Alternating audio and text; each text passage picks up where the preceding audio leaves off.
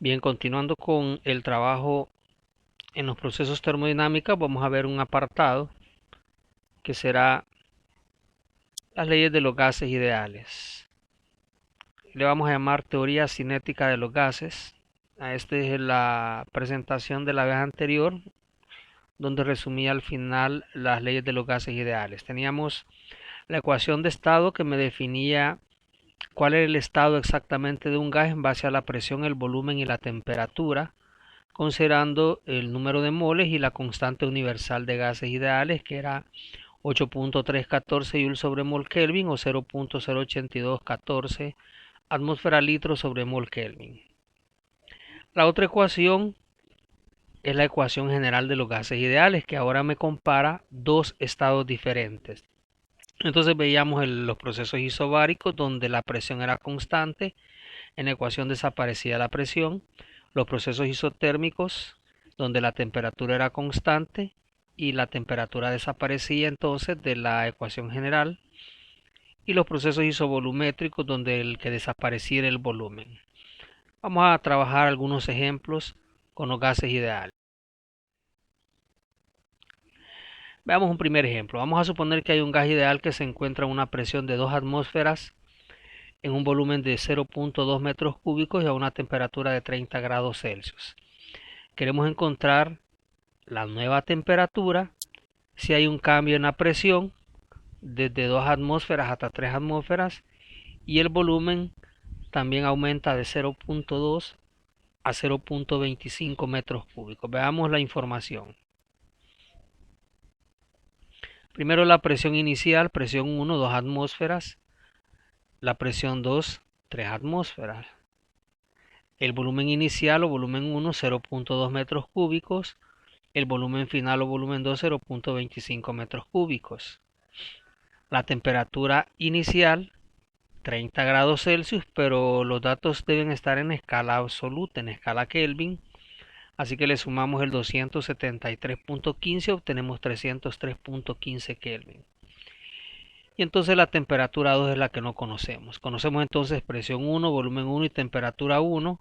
Presión 2, volumen 2, pero la temperatura 2 es la que no conocemos. Así que de la ecuación de gases ideales, planteamos la ecuación y despejamos. Las temperaturas que están dividiendo las paso al otro lado a multiplicar. Por ejemplo, la temperatura 2 que está a la derecha está en el denominador, pasa a multiplicar al lado izquierdo, y la temperatura 1 que está en el denominador de la izquierda lo paso a multiplicar a la derecha, quedando entonces esa ecuación ya sin denominador. De esta ecuación usted puede despejar cualquier variable que le pregunten, eso es importante. Cualquier variable que quiera de esta ecuación va a despejarla. Así que siempre tendremos que hacer esta operación para poder despejar una variable si es que no nos queremos equivocar. Despejando entonces la temperatura final, el volumen 1 y la temperatura 2, el volumen 1 y la presión 1 que están multiplicando con la temperatura 2, los paso a dividir al otro lado, pasan a la derecha, presión 1 y volumen 1, pasan a dividir y sustituyo los valores. La presión 2 vemos allá que era 3 atmósferas, el volumen 2 que era 0.25 metros cúbicos, la temperatura 1 303.15 Kelvin y abajo presión 1 2 atmósferas, volumen 1 0.2 metros cúbicos. Eso me da un resultado de 568.41 Kelvin. Si quisiera conocer la temperatura en grados Celsius, pues solo habría que restarle lo que la fórmula hizo al inicio, sumarle el 273.15 y al restarle los 273.15 obtenemos 295.26 grados Celsius. Esa sería entonces la temperatura final. Veamos un ejemplo 2. Un gas ideal se encuentra a una presión de 800 milímetros de mercurio en un volumen de 50 litros y se comprime isotérmicamente hasta un volumen de 40 litros. Queremos calcular la nueva presión del gas. Observemos entonces que acá conocemos el primer dato, la presión inicial, 800 milímetros de mercurio, y el volumen inicial de 50 litros. Luego el gas se comprime, es decir, reduce su volumen hasta 40 litros. Ese sería el volumen 2 y no conocemos nada más. Lo único que el proceso es isotérmico. Ahí dice se comprime isotérmicamente. Entonces si regresamos a las ecuaciones anteriores, en la ecuación de gas ideal la temperatura no va a aparecer.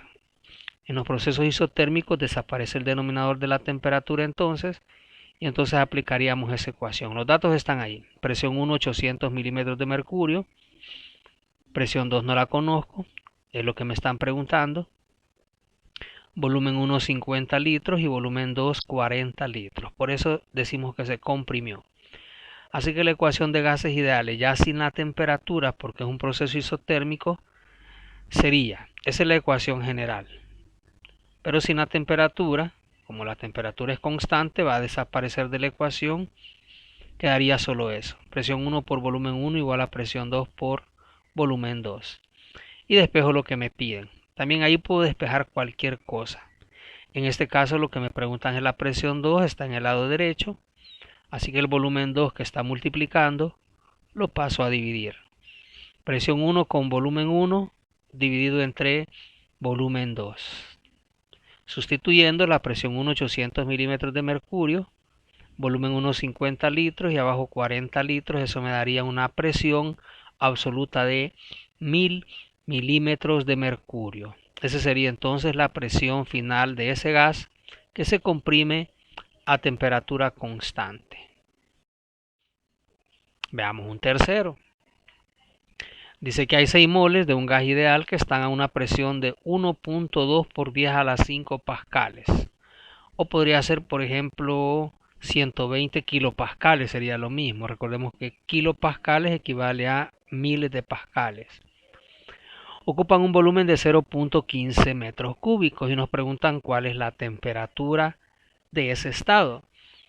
Como podemos observar en este ejercicio no hay cambios, no hay aumento de la presión, ni variación del volumen, ni variación de la temperatura. Así que me dan solo un estado.